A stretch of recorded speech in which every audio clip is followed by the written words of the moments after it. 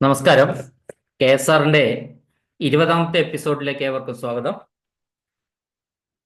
ഇന്ന് നമ്മൾ പറയുന്നത് സൂപ്പർ അന്വേഷൻ പെൻഷനാണ് കഴിഞ്ഞ ക്ലാസ്സിലും നമ്മൾ സംസാരിച്ചത്.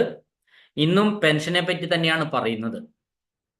അപ്പൊ ഞാൻ അതിനു മുന്നേ ആയിട്ട് നമ്മൾ വെറുതെ ഒരു പെൻഷൻ പറ്റുന്നയാള്, സ്റ്റാറ്റ്യൂട്ടറി പെൻഷനിൽ ഒരാള് സൂപ്പർ അന്വേഷൻ പെൻഷൻ ആവുന്ന ഒരാൾക്ക് എന്തെല്ലാം തരത്തിലുള്ള ആനുകൂല്യങ്ങൾ കിട്ടും. ഒന്ന്, അയാള് സ്റ്റേറ്റ് ലൈഫ് ഇൻഷുറൻസിൽ അംഗമായിട്ടുണ്ടാവും.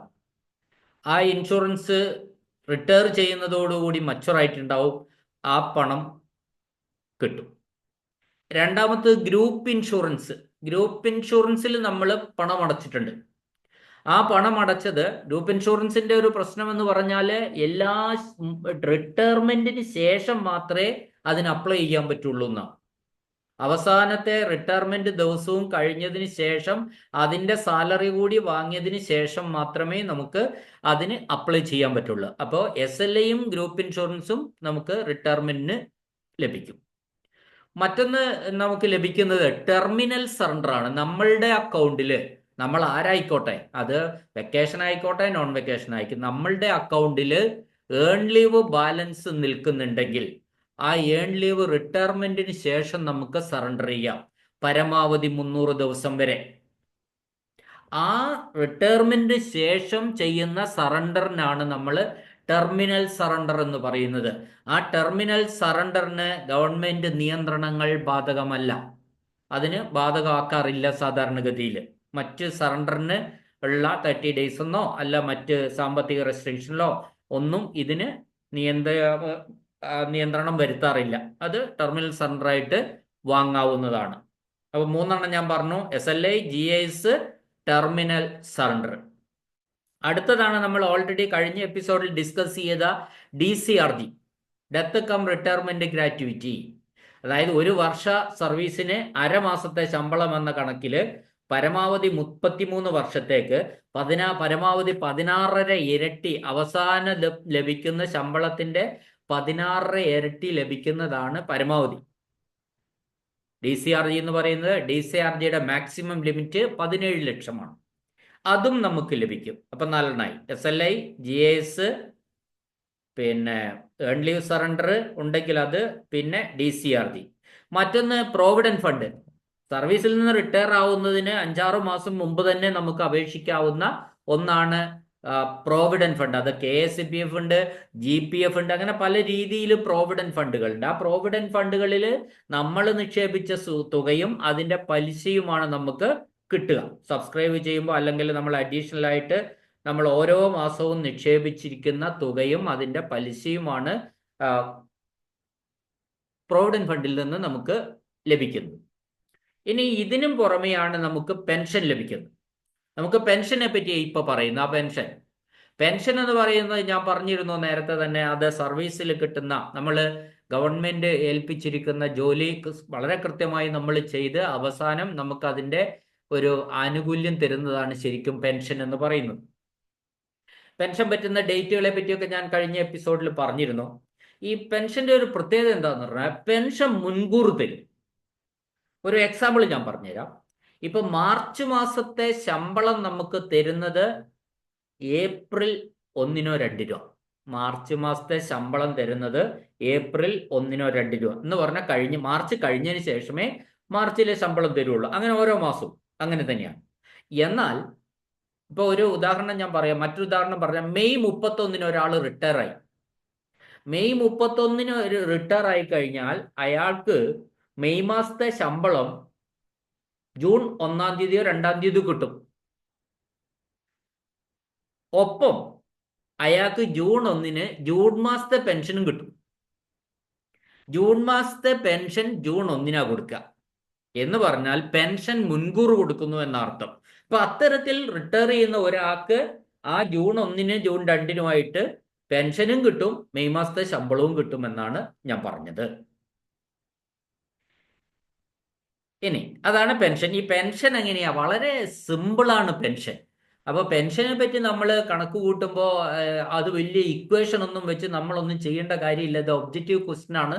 അപ്പൊ നമുക്കിതൊക്കെ മനസ്സിൽ കണക്ക് കൂട്ടിയിട്ട് അങ്ങോട്ട് ഇടാനേ ഉള്ളൂ. ഇപ്പൊ പെൻഷൻ എന്ന് പറഞ്ഞാൽ എന്താണ് നമുക്ക് നോക്കാം. വളരെ എളുപ്പത്തിൽ എങ്ങനെ പെൻഷൻ കണക്ക് കൂട്ടാം. പെൻഷന്റെ ഒരു അവസാന ശമ്പളമാണ് പെൻഷന്റെ ഒരു ആധാരം എന്ന് പറയുന്നത്. ഒരു മാനദണ്ഡമാണ് കേട്ടോ പറയുന്നത്. ഒരു മാനദണ്ഡം അവസാനം ലഭിക്കുന്ന ബേസിക് പേയും മറ്റൊരു മാനദണ്ഡം നമുക്ക് ആകെ എത്ര സർവീസ് ഉണ്ട് എന്നതുമാണ്. അപ്പോൾ അവസാനം ലഭിക്കുന്ന ശമ്പളം എന്ന് പറഞ്ഞാൽ അത് എടുക്കുന്നത് അവസാനത്തെ 10 മാസത്തിന്റെ ശരാശരിയാണ്. ഈ 10 മാസത്തിനിടയിൽ ഒരു ഇൻക്രിമെന്റ് വന്നിട്ടുണ്ടെങ്കിൽ ആ ഇൻക്രിമെന്റ് വന്ന മാസം മുതൽ ഉള്ള ശമ്പളം എടുക്കാം. ഇവിടെയൊക്കെ എടുക്കേണ്ടത് ബേസിക് പേ ആണ്. 10 മാസം ലാസ്റ്റ് 10 മന്ത്സിന്റെ ബേസിക് പേ എഴുതി കൂട്ടുക. നമ്മൾ കൂട്ടിക്കഴിയുമ്പോൾ നമുക്കിപ്പോൾ ഒരു ഉദാഹരണത്തിന് 90,000 രൂപയാണ് ശമ്പളം എന്ന് വിചാരിക്കുക. ശമ്പളം എന്ന് പറഞ്ഞാൽ ബേസിക് പേ മാത്രമാണ് ഇവിടെയൊക്കെ ഉദ്ദേശിക്കുന്നത്. ഈ കണക്ക് കൂട്ടാനൊക്കെ നമ്മൾ എടുക്കുന്നത് ബേസിക് പേ ആണ്, അടിസ്ഥാന ശമ്പളം. ഇപ്പൊ 90,000 രൂപ അടിസ്ഥാന ശമ്പളം ഉണ്ട്. അങ്ങനെ ഒരു സ്കെയിൽ ഇല്ല എൻ്റെ ഓർമ്മയിൽ. 91, 200 അടുത്ത സ്റ്റേജ്, പിന്നെ 89,000 ആണെന്ന് തോന്നുന്നു. അപ്പൊ നമ്മളൊരു കണക്ക് കൂട്ടാൻ എളുപ്പത്തിന് വേണ്ടി പറയാണ്, 90,000 ആയിരുന്നു ഒരാളുടെ ബേസിക് പേ. അയാൾക്ക് 31 വർഷം സർവീസ് ഉണ്ട്. 90,000 ബേസിക് പേ ഉള്ള ഒരാള് അവസാനത്തെ 10 മാസവും അയാൾക്ക് 90,000 തന്നെയാണ്. അപ്പൊ 10 മാസത്തിന്റെ ശരാശരി എന്തറിയാ? 90,000. അയാൾക്ക് എത്ര മാസമുണ്ട്, എത്ര വർഷമുണ്ട് സർവീസ്?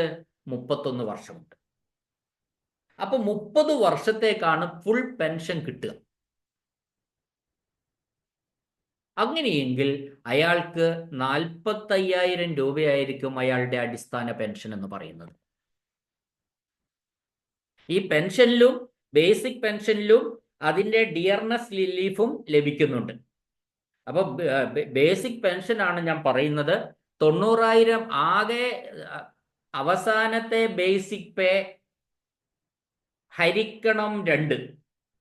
അവസാനത്തെ basic pay or last 10 months basic pay, average basic pay of last 10 month ഹരിക്കണം 2. അപ്പൊ ഇവിടുത്തെ ഒരു എക്സാമ്പിൾ വെച്ച് ഞാൻ പറയണം. അവസാനത്തെ 10 മാസത്തെ ശരാശരി എന്ന് പറയുന്നത് 90,000 തന്നെയാണ്. കാരണം അയാൾക്ക് 10 മാസത്തിനിടയിൽ, കഴിഞ്ഞ റിട്ടയർ ചെയ്യുന്നതിന് പുറകോട്ട് 10 മാസത്തിനിടയിൽ ഒരു ഇൻക്രിമെന്റ് ലഭിച്ചിട്ടില്ല, ഗ്രേഡോ ഒന്നും തന്നെ ലഭിച്ചിട്ടില്ല. അപ്പോൾ അയാളുടെ അവസാനത്തെ 10 മാസത്തെ ശരാശരി ശമ്പളം എന്ന് പറയുന്നത് 90,000 തന്നെയാണ്. ഹരിക്കണം 2 എന്ന് എടുക്കാം. എല്ലാത്തിൻ്റെയും പകുതി എടുക്കണം. ഹരിക്കണം 2, 45,000 ഇൻറ്റു ഗുണിക്കണം 30/30. 30/30 എന്ന് പറഞ്ഞാൽ 1 എന്നർത്ഥം. അപ്പം 45,000 ഗുണിക്കണം 1 സമം 45,000 രൂപയാണ് അയാളുടെ ബേസിക് പേ. ക്ലിയർ അല്ലേ? അപ്പൊ നമ്മൾ അവസാനത്തെ ലാസ്റ്റ് 10 മാസത്തെ ശമ്പളത്തിന്റെ ശരാശരിയെ 2 കൊണ്ട് ഹരിക്കുക ആദ്യം, ഗുണിക്കണം. ഇനി മറ്റൊരു എക്സാമ്പിൾ പറയുമ്പോൾ അത് വ്യത്യാസം മനസ്സിലാകുക നമുക്ക്. ബേസിക് പേ 90,000 തന്നെ ആയിരിക്കോട്ടെ. അയാൾക്ക് 10 മാസത്തെ 30 വർഷത്തെ സർവീസ് ഇല്ല, അയാൾക്ക് 20 വർഷത്തെ സർവീസേ ഉള്ളൂ എന്ന് വിചാരിക്കും. അപ്പൊ നമ്മൾ ആദ്യം എന്ത് ചെയ്യണം? നമ്മുടെ അവസാനത്തെ ശമ്പളം 90,000 രൂപ. 90,000 ഹരിക്കണം 2, അപ്പൊ 45,000 എന്ന് കിട്ടി. 45,000 ഗുണിക്കണം 20/30 അവിടെയാണ്. അപ്പോ 20/30 കൊണ്ട് നമ്മൾ ഗുണിച്ചാൽ എന്ത് കിട്ടും? 20/30 കൊണ്ട് ഗുണിച്ചാൽ നമുക്ക് 45,000 ഇൻറ്റു 20/30 എത്ര കിട്ടും? ഒന്ന് ഗുണിച്ച് നോക്ക്. ഞാൻ ഗുണിച്ച് കണ്ടു വെച്ചിട്ടില്ല. എത്ര കിട്ടും നമുക്ക് നോക്കാം. അപ്പൊ 45,000 ഗുണിക്കണം 20/30, 0 പോയി 3, 1,500, 30, 1,500 ഇൻറ്റു 15 ഇൻറ്റു 2 30, പിന്നെ 0. ഓക്കെ, അയാൾക്ക് 30,000 രൂപയാ പെൻഷനുള്ളൂ. അപ്പൊ 90,000 രൂപയാണ് അയാളുടെ അവസാനത്തെ 10 മാസത്തെ ശരാശരി ശമ്പളം. നമ്മൾ ആദ്യം എന്ത് ചെയ്യണമെന്ന് ഞാൻ പറഞ്ഞത്? 2 കൊണ്ട് ഹരിക്കുക. 2 കൊണ്ട് ഹരിക്കുമ്പോൾ എളുപ്പം, അതുകൊണ്ട് ഇക്വേഷനിലുള്ളതാണ്, അതുകൊണ്ടാണ് ഞാൻ എളുപ്പത്തിൽ അങ്ങനെ പറയുന്നത്. അപ്പൊ 45,000 കിട്ടി. ആ 45,000-ന് എത്ര വർഷം സർവീസ് ഉണ്ടോ ആ service divided by full pension 30 ആണല്ലോ. 30 വർഷം സർവീസ് ഉണ്ട്, 30/30 കൊണ്ട് ഗുണിക്കുക. 20 വർഷം സർവീസ് ഉണ്ട്, 20/30 കൊണ്ട് ഗുണിക്കുക. 25 വർഷം സർവീസ് ഉണ്ട്, 25/30 കൊണ്ട് ഗുണിക്കുക. എല്ലാം ഈ 45,000-നെ നമ്മൾ ഗുണിക്കേണ്ടത്. 45,000-നെ 30/30, അതായത് ഫുൾ 30 വർഷം സർവീസ് ഉണ്ട്, അയാൾക്ക് 45,000 രൂപ അടിസ്ഥാന പെൻഷൻ കിട്ടും.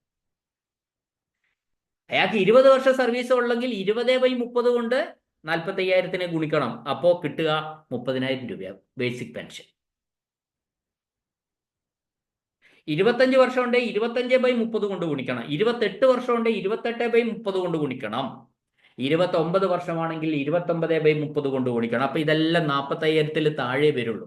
45,000 കിട്ടണമെങ്കിൽ ഫുൾ പെൻഷൻ വേണം. ചുരുക്കി പറഞ്ഞാൽ ഒന്നുകൂടി കേട്ടു നോക്കാം, ശരിയല്ലേന്ന്. ഫുൾ പെൻഷൻ കിട്ടുമ്പോൾ ശരിക്കും അവസാനത്തെ 10 മാസത്തെ ശരാശരി ശമ്പളത്തിന്റെ പകുതി കിട്ടുമെന്നർത്ഥം. അതാണ് ഫുൾ പെൻഷൻ.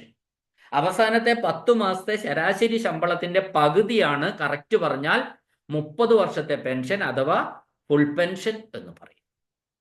ക്ലിയർ അല്ലേ? ഓക്കെ. അപ്പൊ ഞാൻ പെൻഷനെ പറ്റി പറഞ്ഞു കഴിഞ്ഞ് പെൻഷൻ കണക്കാക്കുന്നതും പറഞ്ഞു. എങ്ങനെയാ പെൻഷൻ കണക്കാക്കുക? അവസാനത്തെ 10 മാസത്തെ ശരാശരിയുടെ, ഇപ്പൊ ഞാൻ വെറുതെ ഒരു ഉദാഹരണം എടുത്താ 90,000 എന്ന് പറയുന്നത് നമ്മുടെ റണ്ണിങ് മാസ്റ്റർ സ്കെയിലൊരു സ്റ്റേജ് ഇല്ല എങ്കിലും ഞാൻ കണക്ക് കൂട്ടാൻ എളുപ്പത്തിന് 90,000 എന്ന് വെറുതെ എടുത്തു. If the last 10 months salary, average of the last 10 months salary is 90,000. നമ്മൾ എന്ത് ചെയ്യണം? ഫസ്റ്റില് ആ 90,000-നെ 2 കൊണ്ട് ഹരിക്കുക. 2 കൊണ്ട് ഹരിച്ചു കഴിയുമ്പോൾ നമുക്ക് 45,000 എന്ന് കിട്ടും.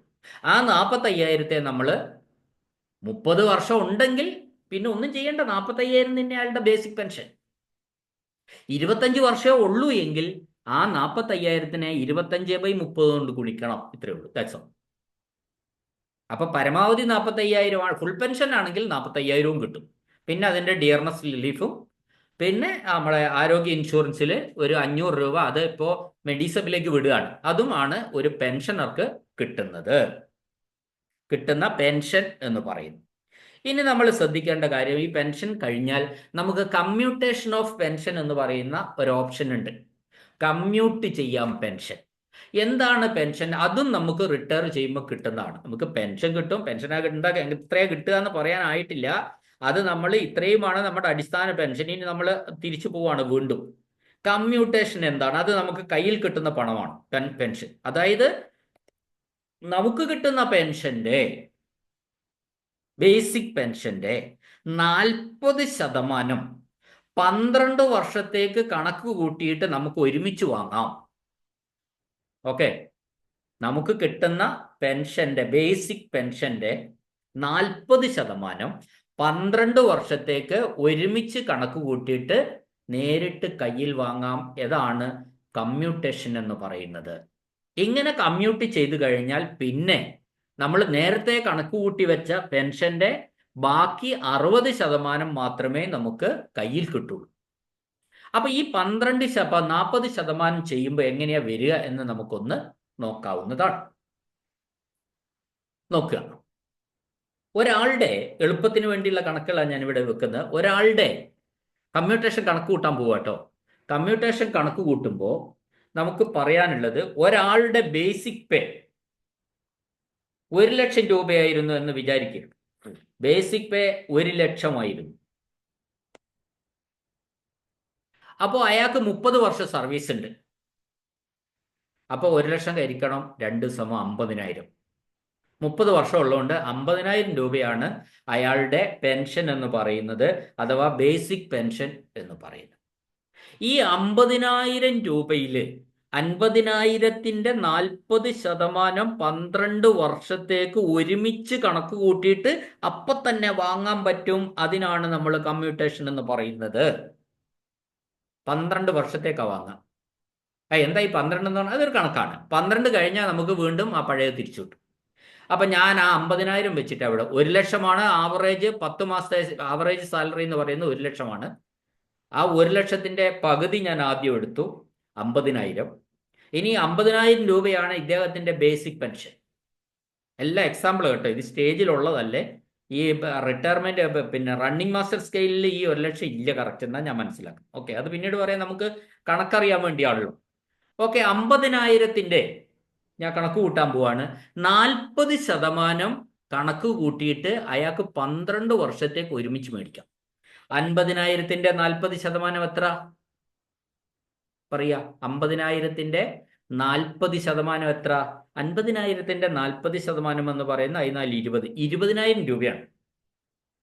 20,000 ഗുണിക്കണം, കണ്ടല്ലോ, 20,000 എന്ന് ഞാൻ എടുത്തു. അപ്പോ എന്താ 20,000 എടുക്കാൻ കാരണം? 40%ആണ് ഞാൻ കമ്മ്യൂട്ട് ചെയ്യാൻ ഉദ്ദേശിക്കുന്നത്.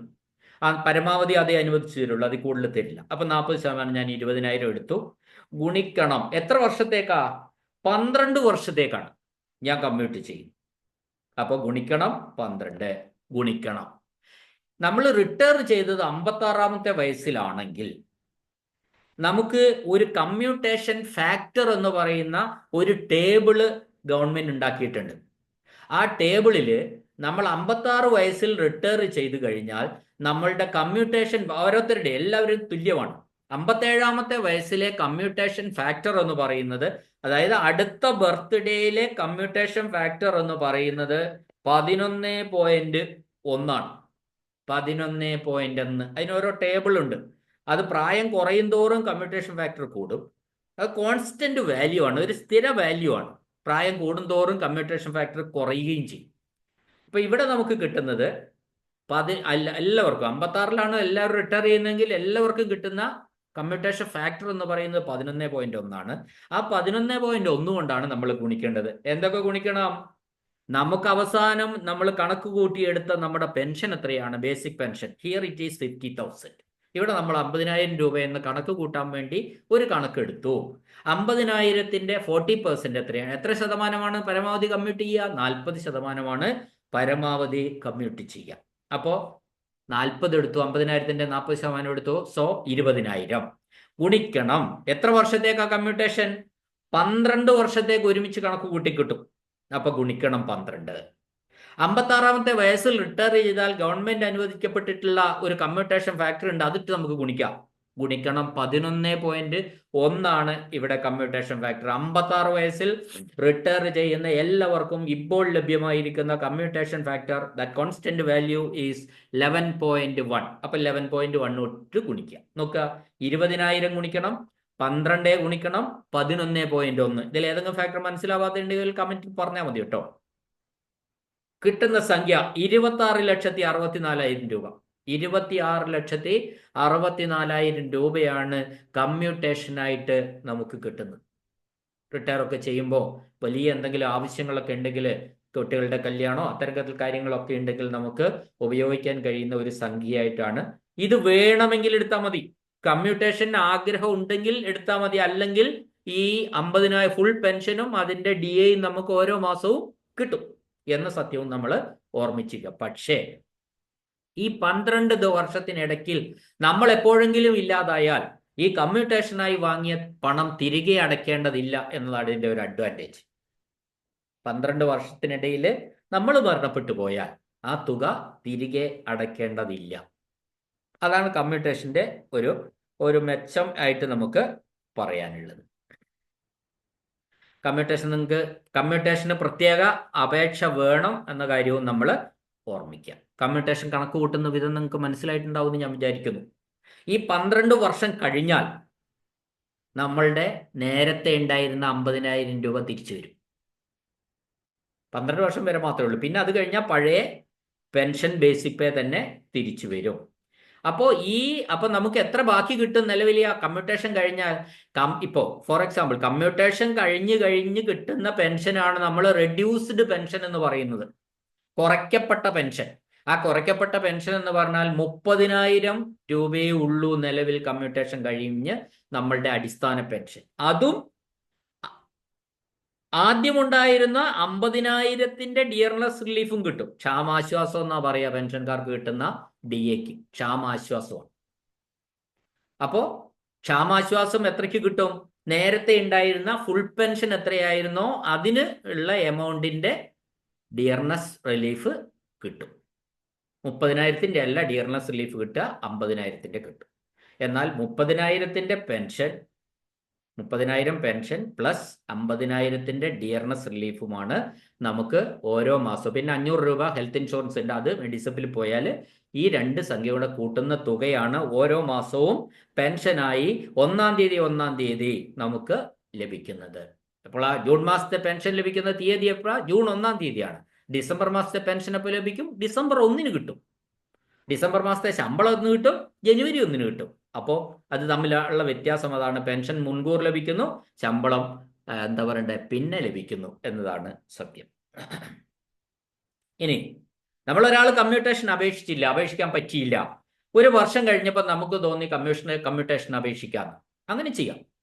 അങ്ങനെ ചെയ്യണമെങ്കിൽ ആ സമയത്ത് മെഡിക്കൽ സർട്ടിഫിക്കറ്റ് കൊടുക്കണം, നമ്മൾ ആരോഗ്യപരമായിട്ട് ഫിറ്റ് ആണെന്നുള്ള കാര്യം ഉറപ്പിക്കണം എന്നാണ് പറയുന്നത്. ഇനി കമ്മ്യൂട്ടേഷൻ കണക്ക് കൂട്ടുമ്പോൾ ശ്രദ്ധിക്കേണ്ട ഒരു കാര്യം, ഈ 40% എടുക്കുമ്പോഴുള്ള ഫ്രാക്ഷൻ റൗണ്ട് ചെയ്യാൻ പാടില്ല. ആ ഫ്രാക്ഷൻ എന്ത് ചെയ്യണം? ഒഴിവാക്കണം എന്നാണ് പറയാനുള്ളത്. ഫ്രാക്ഷൻ റൗണ്ട് ചെയ്യാൻ പാടില്ല. കമ്മ്യൂട്ടേഷനിലെ ഫ്രാക്ഷൻ റൗണ്ട് ചെയ്യരുത്. ഇനി അതിൽ പറയാനുള്ള പെൻഷൻ എത്ര വന്നാലും, പെൻഷന്റെ ഒരു കാര്യം എന്ന് വെച്ചാൽ കണക്ക് കൂട്ടുമ്പോൾ എത്ര വന്നാലും നെക്സ്റ്റിന് റൗണ്ട് ചെയ്യാം.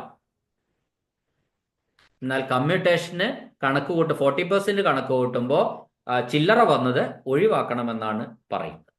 ഓക്കെ, ഇത് മുഴുവൻ ക്ലിയർ ആയി എന്നാണ് ഞാൻ വിചാരിക്കുന്നത്. ഇനി ഇവർക്ക് കിട്ടുന്ന ഫാമിലി പെൻഷനെ കുറിച്ചാണ് പറയുന്നത്. അതിന് കോൺട്രിബ്യൂട്ടറി ഫാമിലി പെൻഷൻ എന്നാ പറയാ. ഫാമിലി പെൻഷൻ എന്ന് പറയുന്നത് നമ്മൾ ജീവനക്കാരൻ മരണപ്പെട്ടാൽ കുടുംബത്തിന് ലഭിക്കുന്ന പെൻഷനാണ്. കുടുംബം എന്ന് പറയുമ്പോൾ കുറേ ഭാര്യ, മക്കൾ, അച്ഛൻ, അമ്മ, ഇങ്ങനെ കുറേ നിർവചനങ്ങൾ ഈ ഫാമിലി എന്നതിൽ വരുന്നുണ്ട്. അത് 25 വയസ്സ് വരെയുള്ള മക്കൾക്കേ ലഭിക്കുകയുള്ളൂ. അവര് കല്യാണം കഴിച്ചാൽ ഏതാണോ ആദ്യം നടക്കുന്നത് അതുവരെ ഫാമിലി പെൻഷൻ ലഭിക്കുകയുള്ളൂ. ഇനി വിവാഹം കഴിക്കാത്ത പെൺകുട്ടികൾക്ക് അതിനുശേഷവും ഈ ഫാമിലി പെൻഷൻ ലഭിക്കും. ഈ ഫാമിലി പെൻഷന്റെ ഏറ്റവും പൊതുവായ ഒരു റേറ്റ് എത്രയാണെന്ന് ചോദിച്ചാൽ അവസാന ബേസിക് പേയുടെ 30%. ലാസ്റ്റിൽ നമ്മൾ വാങ്ങിയ ശമ്പളത്തിന്റെ 30%, ശമ്പളം എന്ന് പറഞ്ഞാൽ ബേസിക് പേയുടെ 30%മാണ് ഫാമിലി പെൻഷൻ എന്നതുകൊണ്ട് നമുക്ക് ലഭിക്കുക. എന്നാൽ ഈ 30% എന്നുള്ളത് നമ്മൾ പെൻഷൻ വാങ്ങിക്കൊണ്ടിരിക്കുന്ന ആളായിരുന്നു മരണപ്പെട്ടതെങ്കിൽ അയാളുടെ പെൻഷനേക്കാൾ കൂടാൻ പാടില്ല എന്നൊരു നിയമമുണ്ട്. ഇപ്പൊ ഒരു ഉദാഹരണം, 30% എന്ന് പറയുന്നത് 35,000 രൂപ എന്ന് വിചാരിക്കാം. എന്നാൽ അയാൾ വാങ്ങിക്കൊണ്ടിരുന്ന പെൻഷൻ 32,000 രൂപ എങ്കിൽ 32,000 കിട്ടുള്ളൂ. ആ പെൻഷനെ അധികരിക്കാൻ പാടില്ല. ഓക്കെ, ഇപ്പൊ ഫാമിലി പെൻഷന്റെ rate 30% of the last basic pay. ഇനി നമ്മൾ മരണപ്പെടുകയാണെങ്കിലാണല്ലോ ഈ ഫാമിലി പെൻഷൻ ലഭിക്കുക. 56 വയസ്സ് കഴിഞ്ഞാൽ 58 വയസ്സായപ്പോൾ ഒരാൾ മരണപ്പെട്ടു, ഒരു ഉദ്യോഗസ്ഥൻ മരണപ്പെട്ടു പോയി. 58 വയസ്സ് മുതൽ അയാൾക്ക് ലഭിക്കുന്ന പെൻഷൻ ഫാമിലി പെൻഷൻ എന്ന് പറയുന്നത് കുടുംബത്തിന് ലഭിക്കുന്ന പെൻഷനാണ്. ഭാര്യ, മക്കൾ ആരാണോ അതിൻ്റെ അവകാശി അവർക്കാണ് ഈ ഫാമിലി. അങ്ങനെയെങ്കിൽ 63 വയസ്സ് വരെ അല്ലെങ്കിൽ മരിച്ച തീയതി മുതൽ 7 വർഷം വരെ ഏതാണോ ആദ്യം വരുന്നത് അവർക്ക് 50% നേരത്തെ ഉണ്ടായിരുന്ന ബേസിക് പേയുടെ ലാസ്റ്റ് ബേസിക് പേയുടെ 50% ഫാമിലി പെൻഷൻ കിട്ടും. അതിനാണ് നമ്മൾ ഹയർ റേറ്റ് എന്ന് പറയുന്നത്. ഇത് ലഭിക്കുന്നത് 63 വയസ്സ് വരെ അല്ലെങ്കിൽ 7 വർഷം പൂർത്തിയാകുന്നത് വരെ.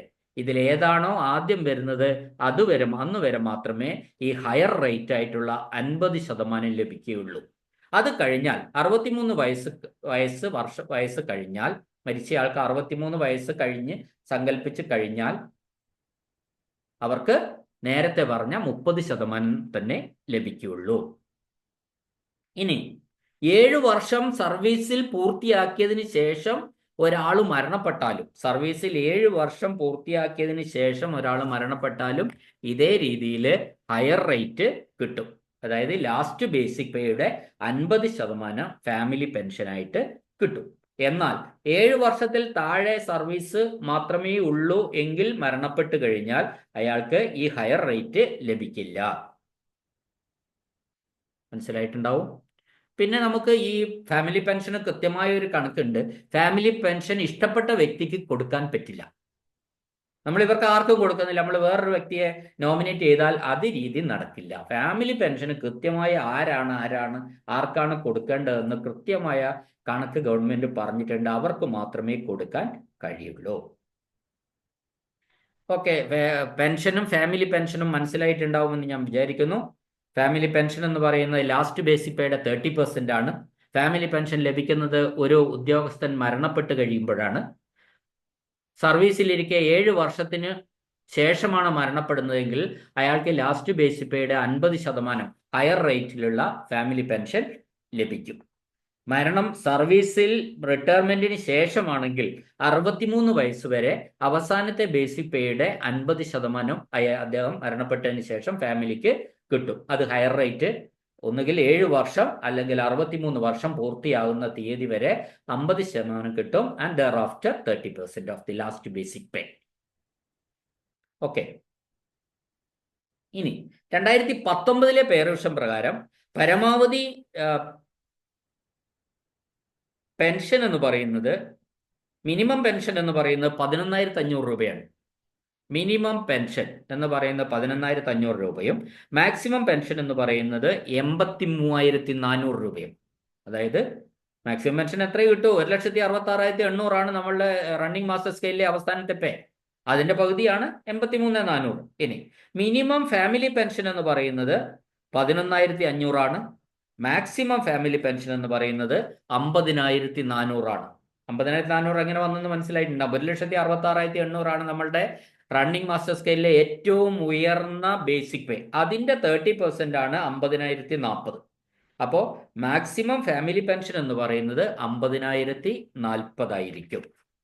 2019 പേ റിവിഷൻ പ്രകാരമുള്ള കണക്കാണ് ഞാനിവിടെ പറഞ്ഞത്. ഇനി പാർട്ട് ടൈം ജീവനക്കാർക്ക് മിനിമം പെൻഷൻ 2019 കണക്കനുസരിച്ച് 5,750 രൂപയും മാക്സിമം പെൻഷൻ 11,485 രൂപയുമാണ്. പാർട്ട് ടൈം ജീവനക്കാർക്ക് മിനിമം ഫാമിലി പെൻഷൻ 3,450 രൂപയും മാക്സിമം ഫാമിലി പെൻഷൻ 6,891 രൂപയുമാണ്. ഇത് നമ്മൾ 2019 പേ റിവിഷൻ പ്രകാരം ഓൾറെഡി കണക്ക് കൂട്ടി വെച്ചിട്ടുള്ളതാണ്. ഇനി വേറെ കുറേ പോയിന്റ്സ് ഇങ്ങനെ നമ്മൾ പറയാനുണ്ട്. ആ ഓരോരോ ചെറിയ ചെറിയ പോയിന്റ്സ് വരുമ്പോൾ നിങ്ങൾക്ക് അത് ബോറായിരിക്കും. പിന്നെ കാര്യങ്ങൾ പ്രധാനപ്പെട്ട സ്ട്രീമിൽ നിന്ന് നമ്മൾ വിട്ടുപോവുകയും ചെയ്യും. അപ്പോൾ അതൊക്കെ എനിക്ക് തോന്നുന്നത് നമ്മൾ അതിനനുസൃതമായ KSRലെ ക്വസ്റ്റ്യൻ പേപ്പർ ഡിസ്കസ് ചെയ്യുമ്പോൾ വരുന്ന ക്വസ്റ്റ്യൻസിന്റെ ഒരു എക്സ്പ്ലനേഷനായിട്ട് അത് തരുന്നതായിരിക്കും നല്ലത്. അത് ബെറ്റർ. ഇനി ഒരു മൈന്യൂട്ട് പോയിന്റ് പറഞ്ഞോട്ടെ. അപ്പൻഡിക്സ് 12ABC, അതായത് loss of pay, appendix 12ABC other employment, കുടുംബത്തോടൊപ്പം ഗൾഫിലോ വിദേശത്തോ ഇന്ത്യയിലോ താമസിക്കാൻ പോവുക, സ്റ്റഡി പർപ്പസിനായി ലീവ് എടുക്കുക. ഈ 3 കാര്യങ്ങളാണ് അപ്പൻഡിക്സ് 12ABC. ഈ അപ്പൻഡിക്സ് 12ABC എടുത്ത് നമ്മൾ പോയി കഴിഞ്ഞിട്ട് 9 നമുക്ക് തിരിച്ച് നമ്മൾ വന്നു കഴിയുമ്പോൾ നമുക്ക് ആകെ സർവീസ് 9 വർഷവും 2 ദിവസവും ഉണ്ടെന്ന് വെച്ചോ. സാധാരണഗതിയിൽ ഒരു ജീവനക്കാരന് 9 വർഷവും 2 ദിവസവും ഉണ്ടെങ്കിൽ അയാളെ മിനിമം പെൻഷനായ 10 വർഷം കിട്ടാൻ വേണ്ടി അത് റൗണ്ട് ചെയ്ത് 10 വർഷം സർവീസ് ആക്കി നമുക്ക് പെൻഷൻ തരിക ചെയ്യും. എന്നാൽ അപ്പൻഡിക്സ് 12ABC എടുത്തത് കൊണ്ട് ആണ് ഈ 9 വർഷവും 2 ദിവസവും ആയി പോയതെങ്കിൽ അത്തരക്കാർക്ക് ആ റൗണ്ടിങ് അനുവദനീയമല്ല. അത് നമ്മൾ പ്രത്യേകം ഓർമ്മിച്ചിരിക്കുക. അപ്പോൾ പെൻഷൻ കാര്യങ്ങൾ ഒരു വീഡിയോയിലും കൂടി നമുക്ക് പെൻഷൻ പറയേണ്ടതായിട്ടുണ്ട്. എന്നാലും ഇതിലൊക്കെ നിങ്ങൾക്ക് പെൻഷൻ ശ്രദ്ധിച്ച് കേൾക്കാത്തവർക്ക് ഒന്നുകൂടി റിപ്പീറ്റ് ചെയ്ത് കേട്ടാൽ പെൻഷന്റെ ക്ലാസ് മനസ്സിലാവും. വളരെ സിമ്പിളാണ്. എല്ലാം മനക്കണക്കായിട്ട് നമുക്ക് ചെയ്യാം. ഈ വലിയ ഗുണനമൊക്കെ മാത്രമേ ഈ കമ്മ്യൂട്ടേഷനൊക്കെ കൂട്ടുമ്പോൾ മാത്രമേ നമുക്ക് ഗുണിച്ച് സംഖ്യ കാണേണ്ടതായിട്ടുള്ള ഒരവസരം വരുള്ളൂ. അപ്പോൾ നിങ്ങൾ കാര്യങ്ങൾ മനസ്സിലായിട്ടുണ്ടാവുമെന്ന് വിചാരിക്കുന്നു. എന്തെങ്കിലും സംശയം ഉണ്ടെങ്കിൽ നിങ്ങൾ കമൻറ്റ് ബോക്സിൽ പറഞ്ഞാൽ അടുത്ത ക്ലാസ്സിൽ അത് ഒരു ഫർദർ എക്സ്പ്ലനേഷൻ നടത്താൻ ഞാൻ തയ്യാറാണ്. നിങ്ങൾക്ക് മനസ്സിലാകുക എന്നുള്ളതാണ് പ്രധാനം. ഇനിയും എൻ്റെ ചാനൽ നിങ്ങൾക്ക് ക്ലാസ്സുകൾ ഇഷ്ടപ്പെടുന്നുണ്ടെങ്കിൽ എൻ്റെ ചാനൽ സബ്സ്ക്രൈബ് ചെയ്യാൻ മറക്കരുത്, മടിക്കരുത്. പിന്നെ നിങ്ങളുടെ സുഹൃത്തുക്കൾക്ക് ഈ ലിങ്കുകളൊന്ന് ഫോർവേഡ് ചെയ്ത് കൊടുക്കണം എന്ന ഒരു അഭ്യർത്ഥനയോടെ നിർത്തുന്നു. നന്ദി, നമസ്കാരം.